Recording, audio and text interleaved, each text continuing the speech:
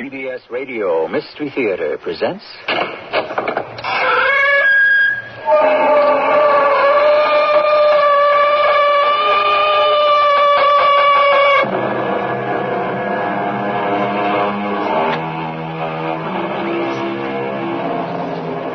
Come in. Welcome. I'm E.G. Marshall. In our theater of the mind and its mysteries, we have raised the curtain on tales of man against man, man against the unknown, against fate, misfortune, and evil, but never an account of one man against an entire country. Today, the incredible yet true tale of Émile Zola, writer, his battle against France to vindicate Alfred Dreyfus, unjustly sentenced to Devil's Island, to pay for another man's treason. Dreyfus, the evidence against you is overwhelming. Do you confess? I have nothing to confess. I did not write that memorandum. You must confess. Inspector, put your revolver on the table. Dreyfus, the honor of the army demands you use that revolver on yourself. We shall give you 5 minutes. You ask me to commit suicide for the honor of the army? Don't be ridiculous. I don't care what you do with me. I have my own honor to defend.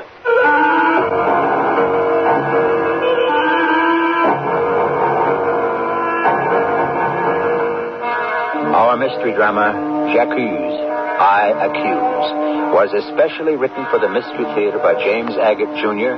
and stars Roberta Maxwell and Bernard Grant. I shall return shortly with Act 1.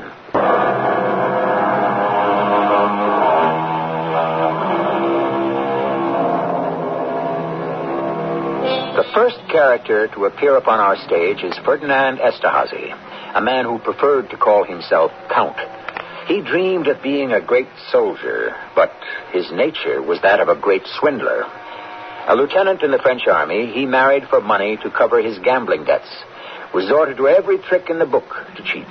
And when our play opens, he is cultivating the friendship of a German colonel at the German embassy. Esterhazy, you have made us an interesting and unusual offer. You are not the first military attaché from the French who has offered us secrets. I should be able to furnish you with important material 2-3 times a month, such as what I brought you last week. Well, that is up to you. I advised Berlin, and they looked into your background and have authorized me to proceed with business arrangements. What you delivered last week, Berlin found satisfactory, and so here is an envelope containing 1,000 francs. 1,000? Is that all? Consider it a down payment if you wish, but in order for us to continue to pay you, we shall expect far more important data. Colonel Schwarzkoppen, I shall do my best. Let us hope your best is good enough.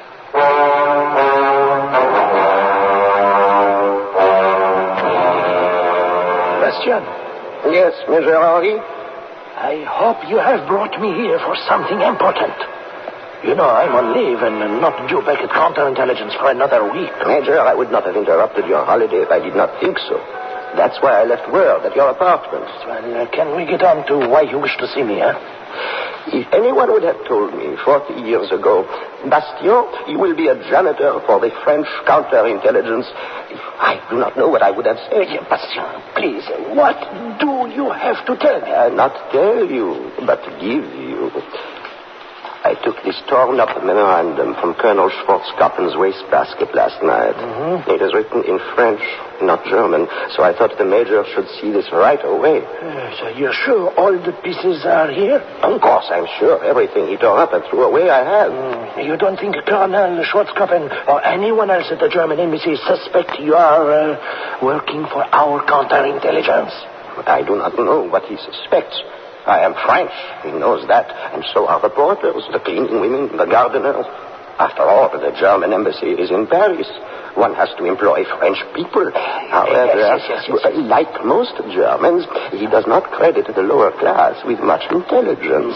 He thinks we working people, all we care about is bread and sleep. Bastien, you just keep on doing your duty, huh? Emptying waste baskets.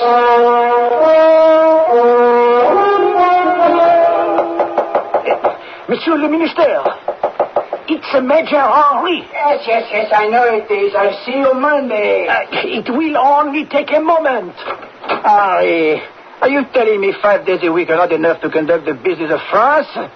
What is this cataclysmic information I must have on a Sunday? Yes, well, if you will be so good as to look at this. All right. What is this you're giving me? Scraps of paper glued together. Would you read it, please? Very well. I respectfully submit this information in answer to your questions and hope it will prove satisfactory. Who wrote this? Take a look at those items listed below. Hydraulic recoil of the 120mm cannon. Mon Dieu. Who wrote this? We don't know. I understand now. Your department took it from somebody's waste paper basket, n'est-ce pas? What is this?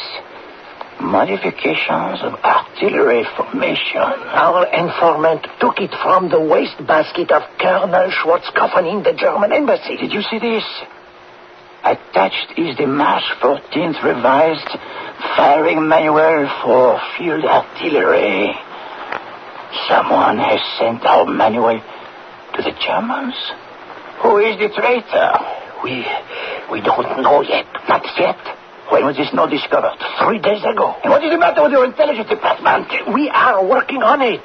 I have been trying to reach you since Saturday. Major, I am not interested in your problems, only your solutions.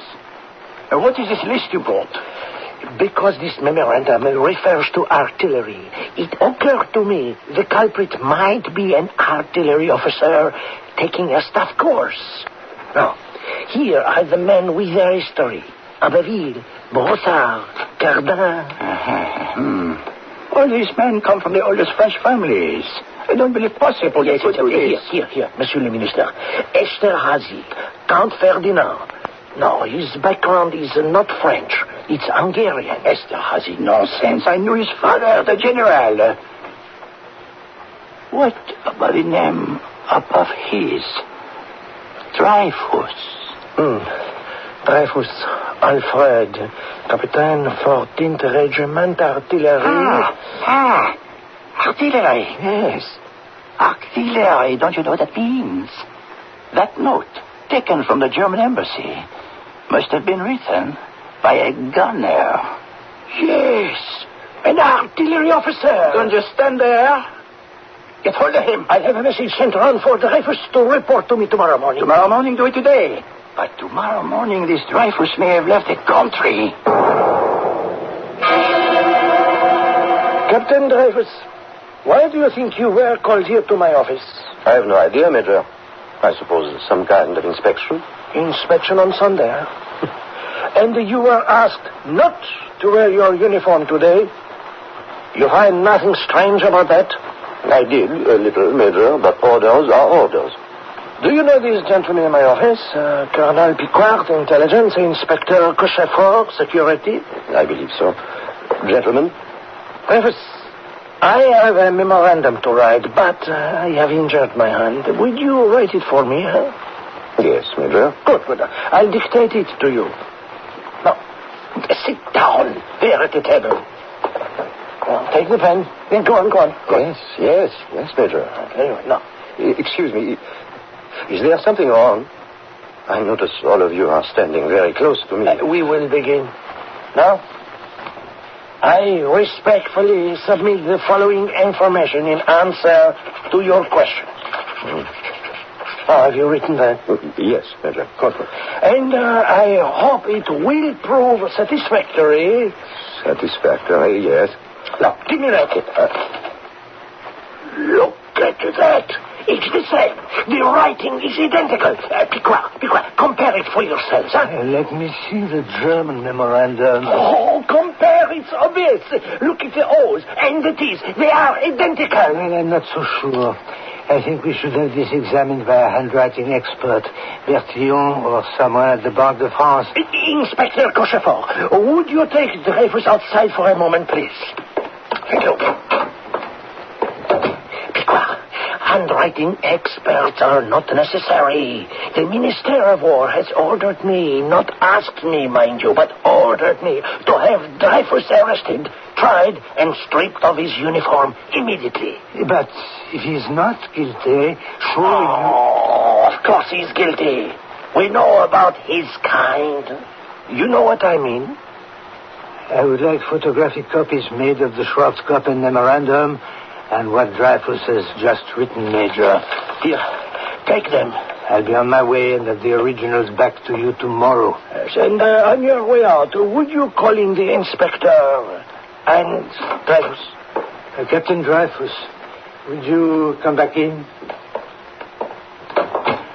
Yes, Inspector. Bring the prisoner closer, please. I am a prisoner? Dreyfus, in the name of the law, I arrest you. You are accused of the crime of high treason. Search him, Inspector. I want his pockets turned inside out. What are you doing? You're ripping my suit. You would be wise to stand perfectly still, Dreyfus. There's nothing on him, Major Henri. Nothing? Well, that's suspicious in itself, isn't it? It's my brown suit. I haven't worn it for months. What is this evidence you have against me? The evidence is overwhelming. Do you confess? Dreyfus, you hear me? Do you confess? But I have nothing to confess. Oh, stubborn and stupid. Inspector, is your revolver loaded? Yes, Major. Place it on the table in front of the prisoner. Dreyfus, you will obey the code of the army and use that revolver on yourself. We shall leave the room. You needn't go, Major. You asked me to commit suicide. I have no intention to. It would be an intolerable admission of guilt. You accuse me, but of what? For some reason, some despicable plan has been hatched against me. Oh, not against France, huh? But against you. No, I shall not use this revolver. I intend to live to prove my innocence.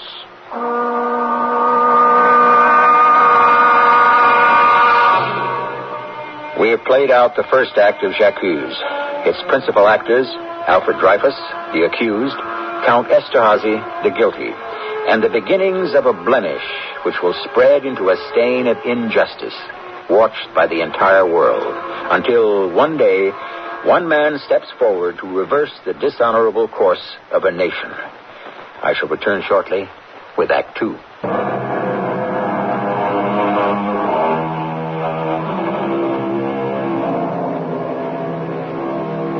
In the great scheme of man's history, there are those whose actions ignite a fuse, and there are those who catch fire, and the conflagration torches the world. Such was the case of Alfred Dreyfus, who touched off the conscience and indignation of France's greatest writer of the time, Émile Zola. I had already written several novels about the social injustices of France, debased aristocracy, alcoholism, prostitution, conditions in the mines, etc. Wherever the coals needed raking, I raked them until they were hot. I had written 20 novels, and then I smelled the injustice of the Dreyfus case. It was rank. I stood in the courtyard at the Place Fontenoy on a cold January morning with hundreds of journalists and thousands of troops. In the name of the people of France, you, Alfred Dreyfus, having been found guilty of the crime of treason by unanimous vote of the court-martial, shall be paraded before the garrison of Paris and there publicly degraded and dismissed from the service. I saw this slim figure of an officer, standing straight, eyes clouded, while the sergeant tore from his uniform epaulettes, braid, and medals. Dreyfus, He unsheathed his sword and handed it over. It was snapped in half and tossed into the dirt. You have forfeited your right to bear arms forever. You are deprived of your rank as unworthy of wearing your uniform. Alfred Dreyfus, you are hereby condemned to deportation for life. I am innocent. I swear that I am innocent. Vive la France! It was incredible that the man who supposedly had betrayed France now shouted his loyalty. Vive la France! When you have lived among evils as long as I have, you know the honest truth when you hear it. It rings clear as a bell.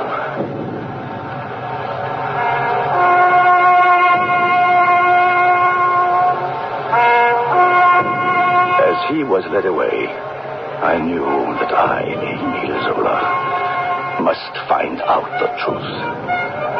Was Dreyfus innocent of treason or a scapegoat? And why? I went to see his wife, Lucy, who reenacted for me her last hours with her husband. Alfred, you're here. You're alive. They came here to search the house, and they said nothing. Oh, my darling, I thought you'd been killed. Lucy, I am accused of high treason. You? You? Who says this? Major Henri of Counterintelligence, the Minister of War himself. Lucy, I'm almost crazy. They said I had only 5 minutes to say my goodbyes. Could it be because we are Jewish? I cannot believe the whole army would make up such a vile lie because of that. What are they accusing you of? Having given secret documents to the Germans. But how? They never told me that. What documents? They didn't tell me that either. Dreyfus! I must go, Lucy. I am being deported. When will I see you again? I don't know.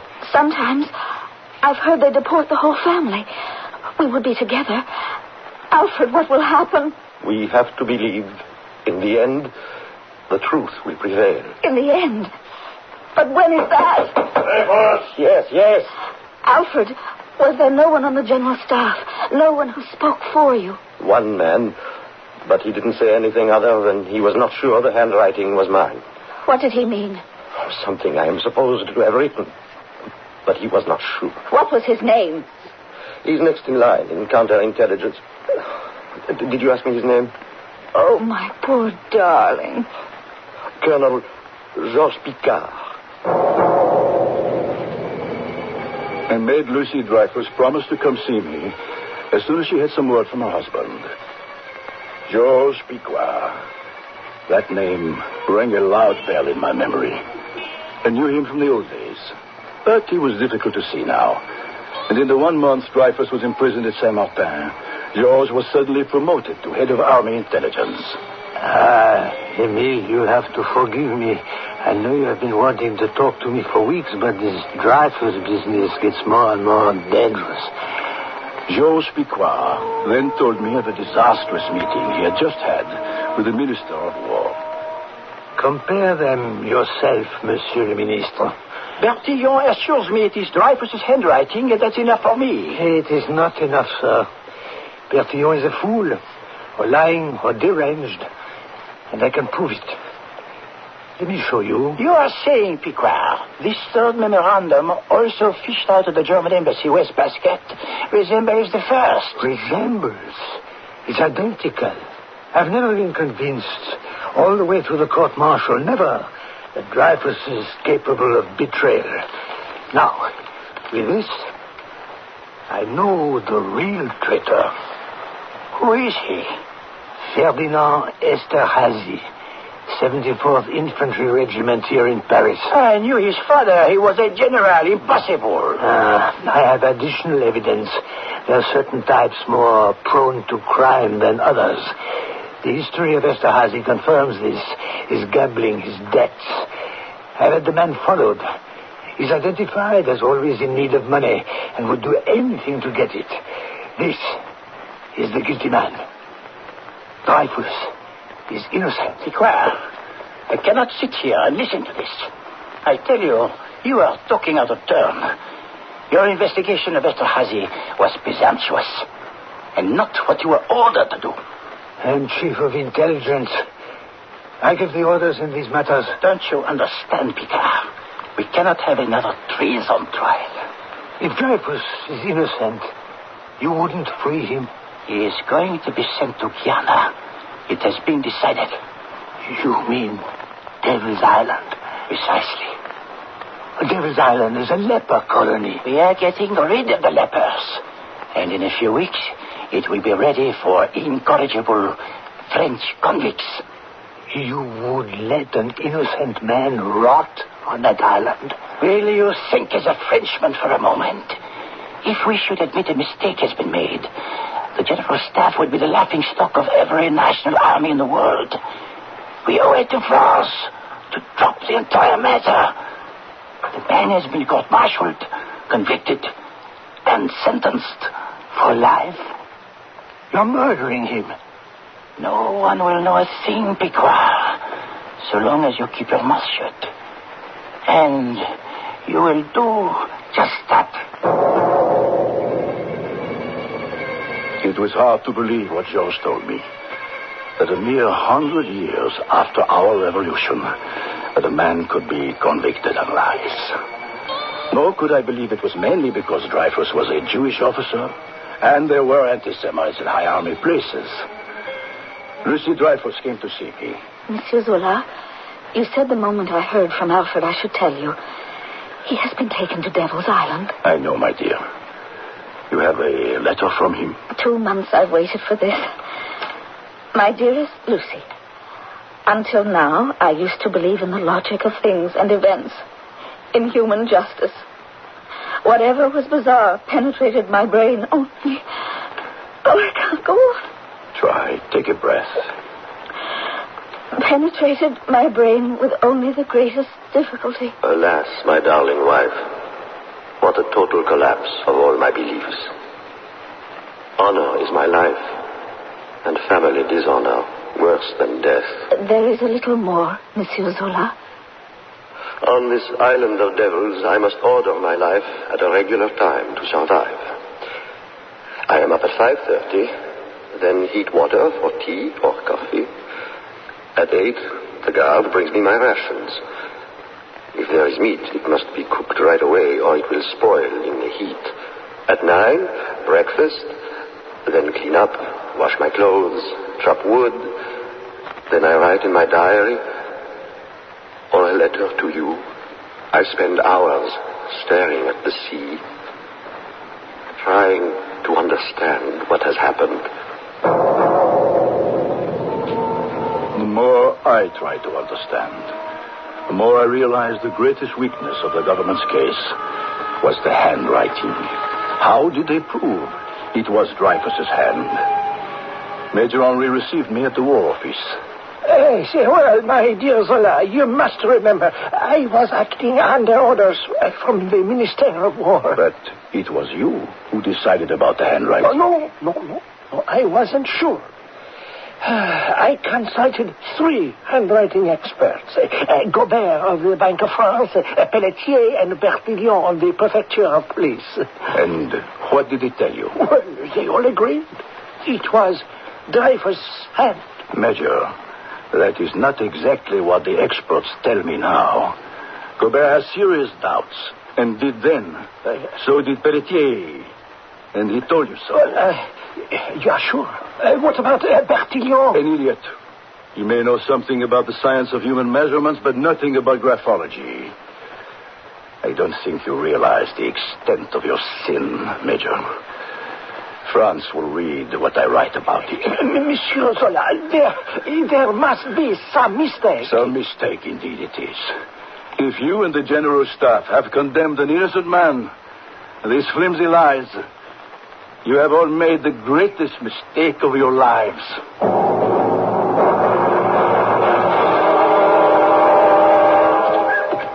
Georges Piquois invited me to go riding. I brought him up to date on the false evidence. I know that, Emile, but my hands are tied. I've been ordered out of France on an inspection trip to Algiers and Tunisia. Certainly. Just like that. I'm in the way. I'm asking too many questions about Dreyfus. They're afraid you'll talk. No, I will. I have evidence in my files which could... George, hold on. That brass ahead of you.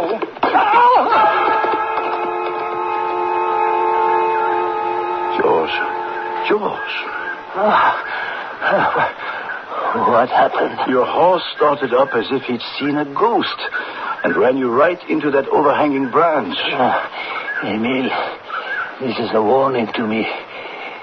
If, while I'm in Africa, something more serious happened than being thrown from a horse, I am the only one who has the hard evidence of Esterhazy's guilt. Emile, I will have to break the code of silence of the army. But I want you to see that evidence. So do I. The mills of the gods do grind slowly, but eventually separate good from evil. Picquart went to Africa, returned, caused the court to convene, and accused Esterhazy. I went to see Dreyfus's wife, Lucy. Monsieur Zola, I've been trying to find out what's happening at the trial, but the newspapers say nothing. They know nothing. The French public is being kept deliberately ignorant. How can they do that? Under the handy smokescreen called national security. Major Henry said he has a new secret proof, but it would endanger France to mention it in open court. Is there anything hopeful I can write to Alfred? It's better you don't write. Esterhazy was acquitted. Oh, Lord in heaven, will there ever be justice? There will be, even if you have to bring down the entire French government to right this wrong.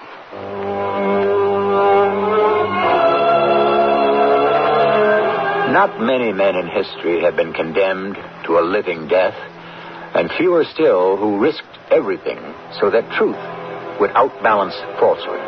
But it takes only one man, not even an atlas, to move public thought 1 inch until it gathers momentum and, like a juggernaut, destroys every lie in its path. Such a man was Emile Zola. I shall return shortly with Act 3.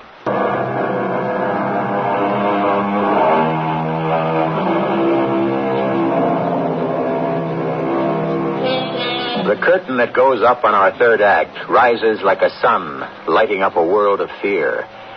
There are certain moments in history illuminated by one man. This is such a moment, and Emile Zola is such a man. You're about to hear his ringing accusation against corruption in the highest places, which appeared the following morning in newspapers all over the world. Zola speaks. A letter to the President of the Republic. Monsieur President, permit me to tell you that your record is threatened with a most shameful blot. The abominable Dreyfus affair. A court-martial has recently dared to acquit one Esterhazy. This is a supreme slap at all truth, all justice. But since they have dared, I, Zola, too, shall dare. I shall tell the truth, because if I did not, my nights would be haunted by the specter of an innocent being submitting to the most frightful torture for a crime he did not commit. Shall I go on reading, Mr. President? Continue. The Minister of War... Why, it's me he's attacking. Read the rest of it. The Minister of War, the Chief of the General Staff, the Bureau of Counterintelligence never doubted that the famous trash basket memorandum and others were written by Esterhazy. But to condemn Esterhazy involved a second look at the Dreyfus verdict, and that the General Staff wished to avoid at all cost. Monsieur President, this is too ridiculous for me even to go on to read. Go on, please, Mr. Minister, read.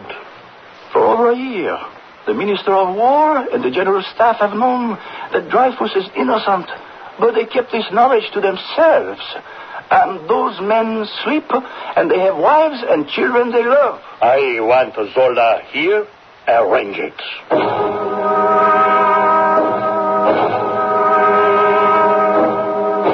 Monsieur President, if you wish to silence me, you may save your breath. You have made several serious accusations against the army. The corruption of which you accuse many in government does not extend to this office. That is why I addressed the open letter to you. Are you going to be making more accusations? Would you care to hear tomorrow's installment in the world press? Yes. I accuse Major Henry of the counterintelligence of having been the agent of the affair and continuing for 3 years to defend his deadly work through the most revolting machinations. I accuse the Minister of War of having concealed decisive proof of the innocence of Dreyfus. I accuse the Chief of Staff and his aides of being accomplices to one of the greatest crimes in history. I accuse the 3 handwriting experts of having made lying and fraudulent reports. I accuse the court-martial of Dreyfus of having violated all human rights by condemning a prisoner on testimony kept secret from him. All of this appears in tomorrow's newspapers. Why not? Well, there are laws against libel and slander. I am not worried. Yes, but you are accusing the French military of the most blatant cover-up in its history. Can you or I be party to that? Thank you for coming to see me.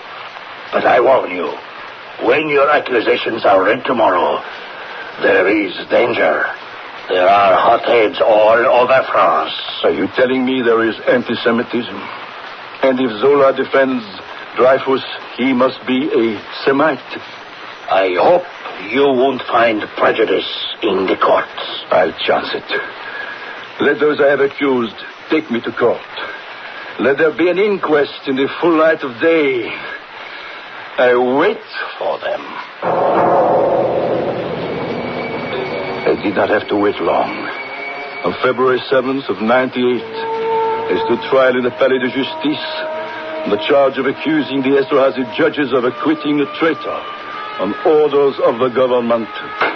The court is adjourned for the day. Would you let me through, please? Monsieur Zola? Madame Dreyfus, I saw you in the gallery. I've been here since the trial began. It's not fair. Every time you rise to defend yourself, the court is adjourned. The court does not wish to hear me. They wish to try Zola for defamation of character, while I am putting the government on trial for treason. Come along. Let's see if we get past that howl mob and out of here safely. Every day I seem to have made 100 more enemies than the day before. It took 16 days. I had lost the case before I started. The court suppressed evidence. Even the name Dreyfus could not be mentioned. I accused Major Henry of fabricating forgeries supposedly from Dreyfus to the Germans, yet neither Henry nor the Minister of War were called to the stand. On the last day of the trial, Madame Dreyfus and I sat together, waiting for it to begin, and someone handed her a newspaper. Here's another paper, Monsieur Zola. Every day I'm handed one from another part of the world. This one's from America. The New York Herald. See, someone's drawn a red line around a paragraph. Can you see who wrote it? Mark Twain. Read it. Such cowards, hypocrites, and flatterers as the members of the military, the world could produce by the millions every year. He's right. But it takes 5 centuries to produce a Joan of Arc or a Zola. The court will rise. Emile Zola, do you have anything to say before sentence is passed? Yes, if it please the court.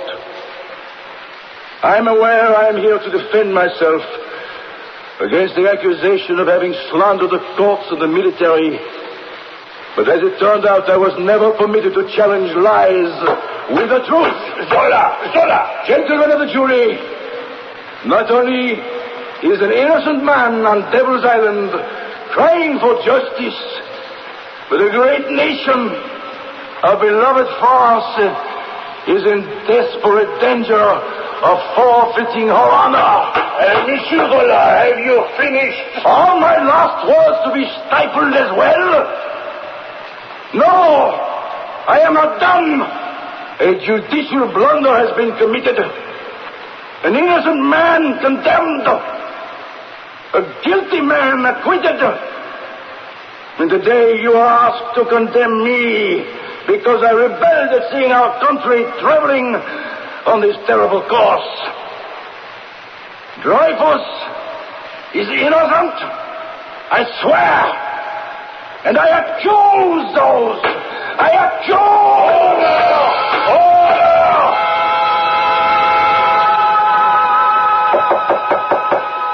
Come in. Not very much from the German embassy these days. They are being very careful. Yes, what is that blue envelope, huh? A letter from the Italian military to Colonel Schwarzkappin. Yes, written in the blue ink on the blue paper. Thank you, Bastian. Every little bit helps. Who knows? Even this might prove quite valuable. Will Emile Zola please rise? Emile Zola, have you completed your address to the jury? Yes, I have. Is there any reason why we should not proceed with the verdict? Monsieur Zola? Is the court addressing me? You are the one on trial, are you not? No, Your Honor. It is not Zola, but France that is on trial. Emile Zola, the jury has found you guilty. You are hereby sentenced to 1 year's imprisonment and a fine of 3,000 francs.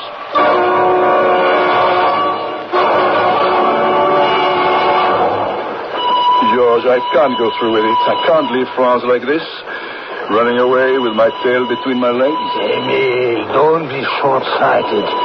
What good are you to the cause spending 1 year in prison? What will people say? Zola was condemned, and he took the first train to Calais, and then the boat to England. Why should we believe a coward like that? You have the gift of words. Use them. Write from England. Keep writing. There's a poor man on Devil's Island who needs to hear your words.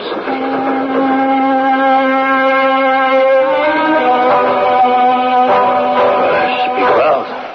Yes, Monsieur le Président. You and this Zola are relentless. The mail, the telegrams from all over about Dreyfus, and now this latest accusation of yours. What is this new evidence you have? Let me show it to you. I found it in the secret files. This letter on blue paper? I can assure you before Dreyfus was tried, this letter did not exist. It is a forgery dated to a month before he was arrested. Can you prove that? I will. Let the forger prove it himself. Hey, excuse me. Major Henry, the president will see you now. Major Henry, what can you tell me about this blue letter? Oh, yes. Yes, I remember that one. It was from the Italian minister to the German ambassador, saying he warns him not to have any further dealings with Dreyfus. Did you know, Henri, that it is all a very clever forgery? Oh, no, that's impossible. I put it into the file myself. Well, it's been analyzed very carefully. There's no question that it's a forgery. The Italian minister himself said so. He never wrote about Dreyfus. My superiors were worried. I wanted to calm them. This blue letter came into my hands, and I said to myself, just change the date and add a sentence to prove what we already know, that the man is guilty. You decided that? I did it in the interest of my country. You are under arrest. Piqua, have this man taken away. I want a signed confession. I want a public acknowledgement. I want Dreyfus brought home and his honor restored. And if Esterhazy is the guilty one, I want him punished.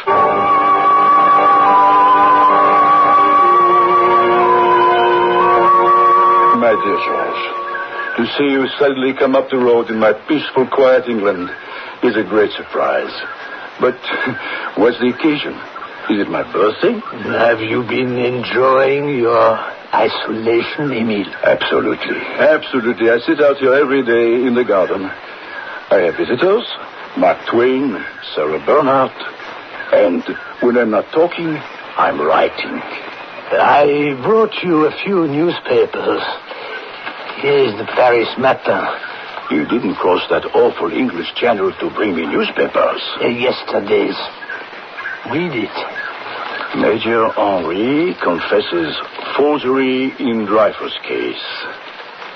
George, you had a hand in this. So did you, Emile. So, there will be another trial. No, not for Henri. He tried his own case, judged himself guilty, and shot himself. Now, read this one, the Petit Journal.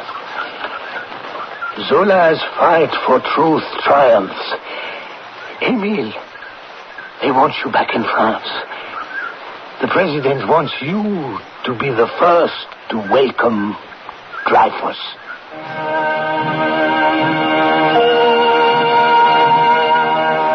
Alfred Dreyfus returned home, cleared of all charges.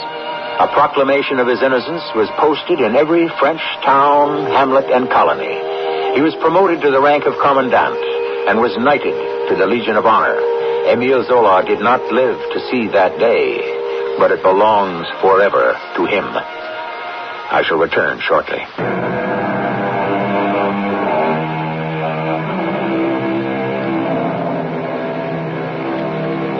Émile Zola was not the first to rally against exploitation, dignity violated, or rights denied. Not the first to call attention that to diminish one human diminishes us all. 300 years before Zola, the poet and preacher John Donne warned, "Any man's death diminishes me because I am involved in mankind.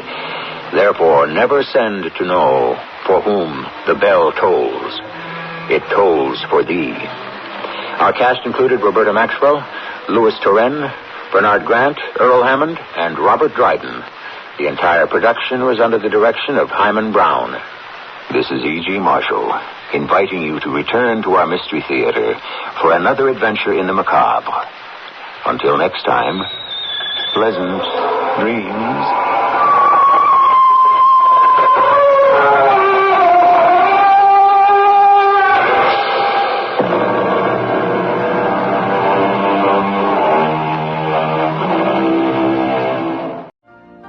You've been listening to the OTR Gold Network. Find more classic radio at otrgold.com.